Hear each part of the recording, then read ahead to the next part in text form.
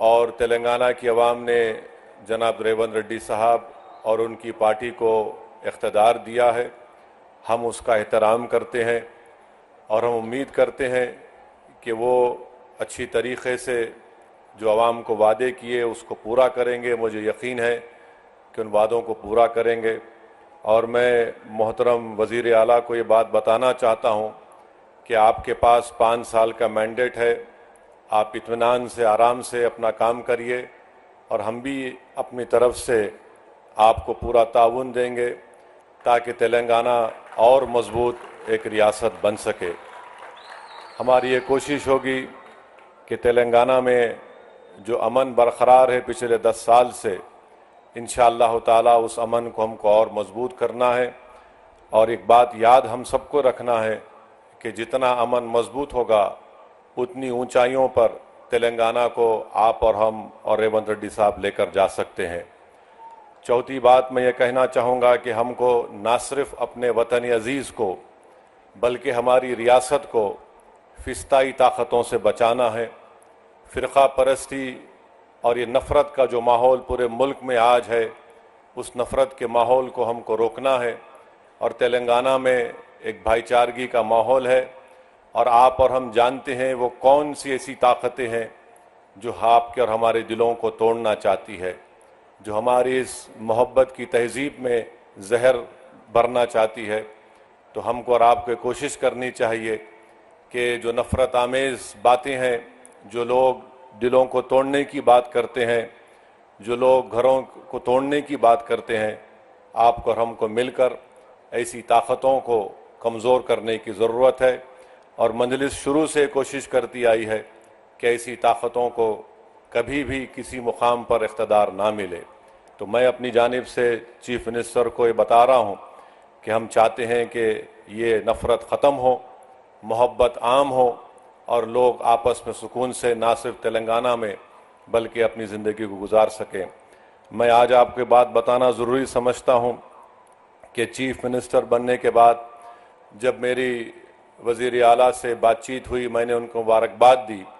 उसके बाद मैंने उनसे कहा कि पुराने शहर में हल्क़े असम्बली याकूतपुरा में 3 रोड वाइडनिंग करवाना है और बहादुरपुरा असम्बली हल्क़े में इंजन बौली में बस डिपो से लेकर वट्टेपल्ली की मंदिर तक, याकूतपुरा में शेख फैज़ कमान से डबिलपुरा ब्रिज और दूसरा नागाबोली की रोड और तीसरा याकूतपुरा बड़ा बाज़ार से मदरसा रहमानिया भवानी नगर की रोड।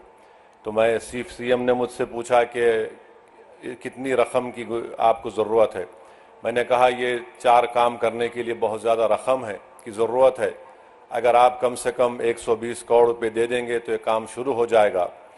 तो मुझे 2 दिन के बाद सीएम ने फ़ोन करके बताया कि मैंने 200 करोड़ रुपये का जियो जारी किया, असद साहब आप ये रोड वाइडनिंग का काम करवाइए। तो मैं चीफ मिनिस्टर साहब का शुक्रिया अदा करता हूँ। फिर जब ये प्रोग्राम बन रहा था आज का इफ्तिताह करने का, तो मैंने चीफ मिनिस्टर से कहा कि मिरालम के पास एक एसटीपी टैंक का भी इनॉग्रेशन करना है। तो मैंने उनसे गुजारिश की कि वहाँ पर मिरालम टैंक के ऊपर एक ब्रिज की बहुत ज़रूरत है।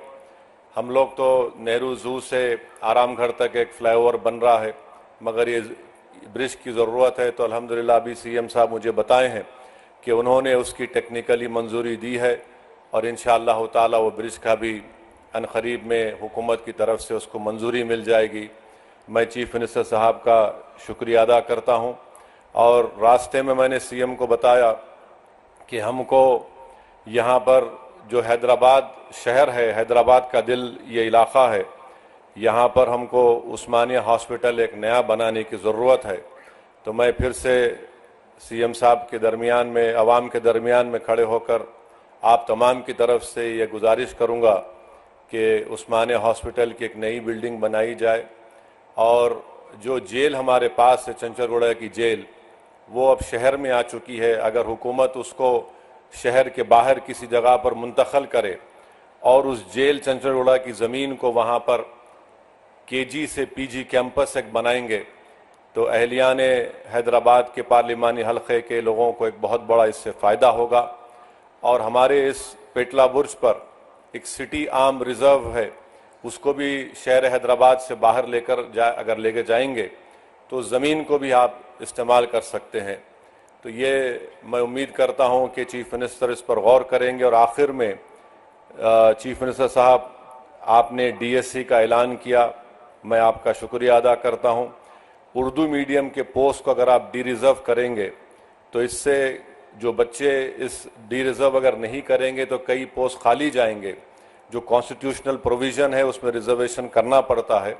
हुकूमत के पास एक इख्तियार है कि उसको डी रिज़र्व करे तो जो दूसरे बच्चों को भी उर्दू मीडियम पोस्ट का फ़ायदा होगा। और आज चीफ मिनिस्टर हल्क़ असम्बली कारवान में 20 करोड़ की लागत से एक टेमरिस के स्कूल की बिल्डिंग का भी इफ्तिताह किए।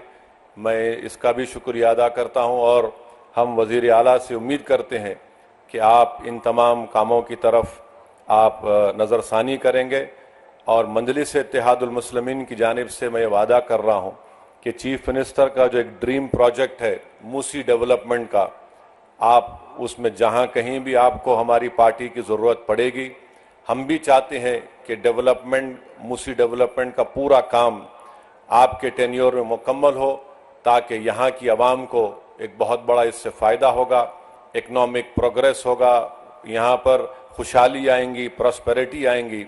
और अभी हमको NVS रेड्डी साहब CM के सामने बताए कि ना सिर्फ यहाँ पर मेट्रो का स्टेशन बनेगा, बल्कि चंद्रायन गुट्टा से जो नागोल से एयरपोर्ट की लाइन आएगी, वो इंशाल्लाह यहाँ से चंद्रायन गुट्टा से मैलार्दोपल्ली और फिर मैलार्दोपल्ली से एयरपोर्ट।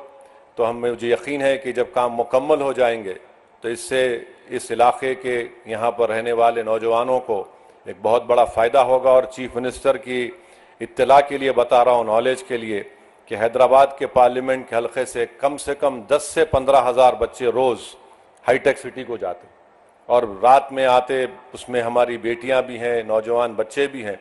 तो मैं CM का जनाब रेवंत रेड्डी साहब का दिल की गहराइयों से आपका वेलकम करता हूं। और मुझे यकीन है कि इंशाअल्लाह ताला 2028 से पहले आप आकर आप और हम उस ट्रेन में बैठ के आएंगे इंशाअल्लाह ताला, जुबली बस स्टैंड से लेकर यहाँ तक इंशाअल्लाह। क्योंकि एयरपोर्ट का काम तो लंबा है, मगर मुझे यकीन है कि वो काम भी प्रोग्रेस होगा। मैं जानता हूँ रेवंत रेड्डी बड़े ज़िद्दी आदमी हैं और उनकी ज़िद उनको यहाँ तक लेकर आई। और हम भी, हमारी पार्टी के लोग भी सर फिरे हैं, मगर आवाम ने एक फ़ैसला दिया है। आवाम ने एक फ़ैसला दिया है, हम उस फैसले का एहतराम करते हैं। और रेवंत रेड्डी साहब, आप पूरे आराम से 5 साल काम करिए। तेलंगाना की डेवलपमेंट के लिए, तेलंगाना के प्रोग्रेस और प्रॉस्पेरिटी के लिए MIM पार्टी आपके साथ खड़े रहेंगी। बहुत बहुत शुक्रिया।